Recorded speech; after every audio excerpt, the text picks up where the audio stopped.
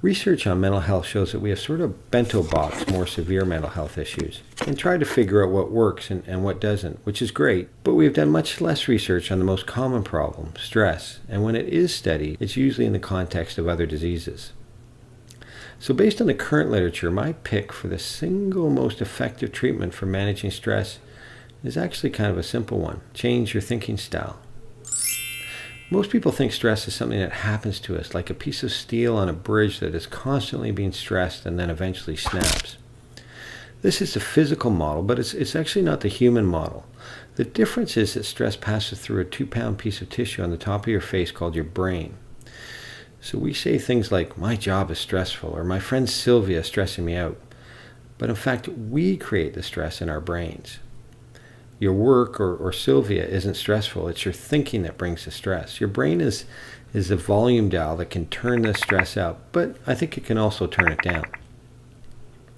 People think we are born with certain attitudes and a thinking style, but the truth is stress management is a skill that can be learned. Dr. Mats Gullikson and his colleagues in Uppsala, Sweden, published a trial in 2011 in the Annals of Internal Medicine, following over 400 people, mostly women, who had had significant heart events such as a heart attack or bypass surgery. Half the group received usual care, and the other half got usual care plus cognitive behavioral therapy, or CBT. CBT has become an umbrella term where you learn practical techniques such as problem solving, relaxation, and challenging common thinking traps. So for example, a negative filter. So 5 people say, great job, and 1 says nothing, and you think you blew it. Fortune telling. I'm not going to that job interview. They'll just reject me. Mind reading. A friend walks by you without noticing, and you assume he dislikes you now. Polarizing, or black and white thinking. I failed my diet by eating that piece of cake. Now I might as well eat the whole thing.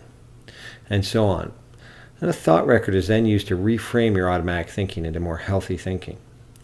As the American psychologist William James said over 100 years ago, the greatest weapon against stress is our ability to choose one thought over another.